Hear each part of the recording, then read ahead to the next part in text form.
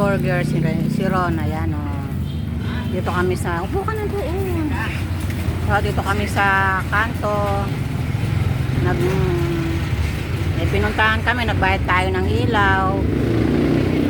Today, walang ilaw mga lalap, kaya nasa labas kami. Mainit sa loob ng bahay. Kaya ito, nandito kami sa, sa burger. Nandito, ayan, oh. Ayan, oh. Dito. Nag-snack kami dito sa Burger King. Ayan. Ay, ayan. Huwag ka na doon. Ayan, kumakain kami. Kumakain kami ng burger. Ayan, King Burger. Ayan. Ang mura lang ito mga lalabo. 129 lang, oh. Ang laki, oh. Good for, siya. Ay, ayan si Lolo. Ayan na. Ayan. Hello mga lala. Good morning, good morning. Good afternoon and good evening kung saan kayo naroon. Kumusta na kayo?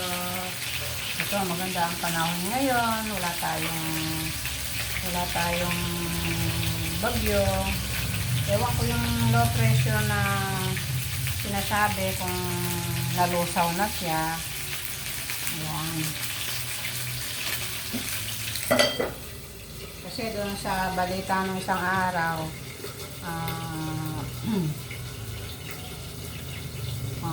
mabuo man siya, ay mahinang bagyo lang daw siya. Kaya huwag tayong mag-worry kasi malulusaw daw yung pag kasi nga may hangin-hamihan na, kaya yung mga bagyong dito sa atin nalulusaw. Kaya yung kagustuhan ni Lord yun na hindi matuloy yung mga bagyo na yun, dahil doon po sa USA, sa Amerika po lalo na po sa pang lugar yon, yung Florida, USA yan. Nandito po yung kamukha kong vlogger na Bisaya siya, si Inday Roning. Siguro napapanood nyo rin yun. Nung nakalive siya nung isang araw na parating yung bagyo sa kanila, yung Hurricane Milton yan. Grabe po daw ang doon. Grabe po ang bagyo doon. Yung bagyo po doon ay may kasamang tornado. Yung po nakakatakot.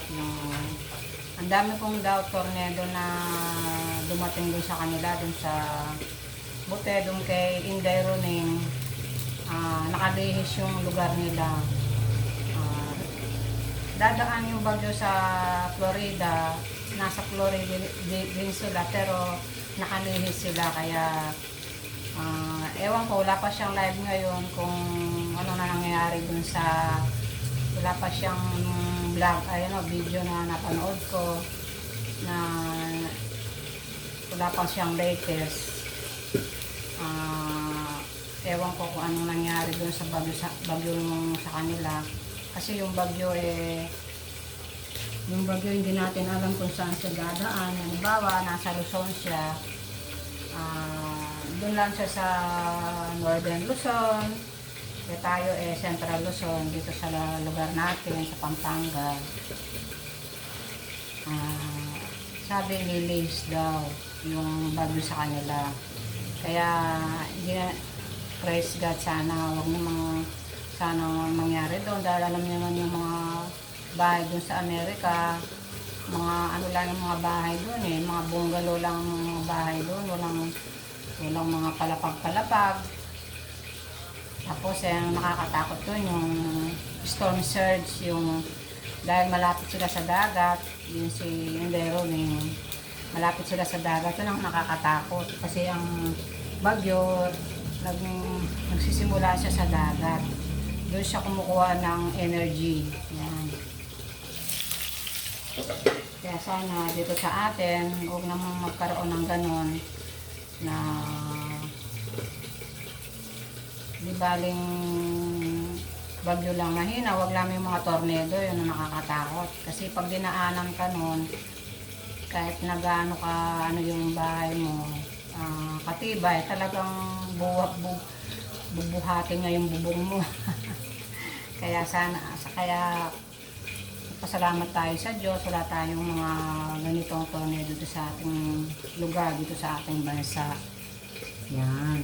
Kaya yun ay malaki na rin pasalamat natin kay Lord na hindi tayo dinadaanan ng tornado. Yan. Paano mga lalab? Today is Saturday. Ayan. Ito, simpleng ulam lang itong aking niluto. So, hindi pa ako nakapangalunti mga lalab.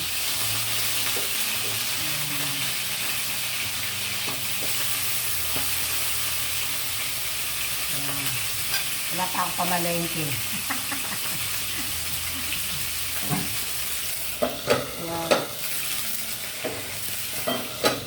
Kaya hindi pa nagsweldo yung anak ko kasi sabi nag-delay yung sweldo nila. Kaya ganito muna ang uulamin natin ngayon. Yung mga apo ko kumakain naman sila ng prito. Yan, pritong isda. Yan. Ito mga lalab, yung ating tanghalian for today. Ayan. Naglaga na naman ako ng ating paboritong talong at okra. Ayan. Ano to lang mga lalab, mga organic na gulay to. Hindi yun to na-spray. Dun sa garden ng aming daddy lolo, dun sa kapatid niya. Ayan, di sila nawawala ng bunga, kaya lagi kaming may nakukuha. Ayan. Press na press to mga lalab.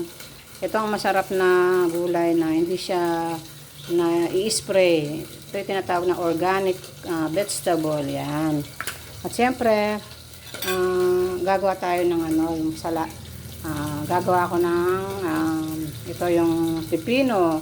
Lalagay natin ang pinakasawsawan natin. Lalagyan po na ng paminta at suka. Ayan. At syempre yung ating pritong Gigi. Ayan. Ito, may pritong Gigi tayo mga lalab. Ayan. Meron pa dito sa kawali. Ayan. Ayan. Meron pa akong piniprito dito. Ayan.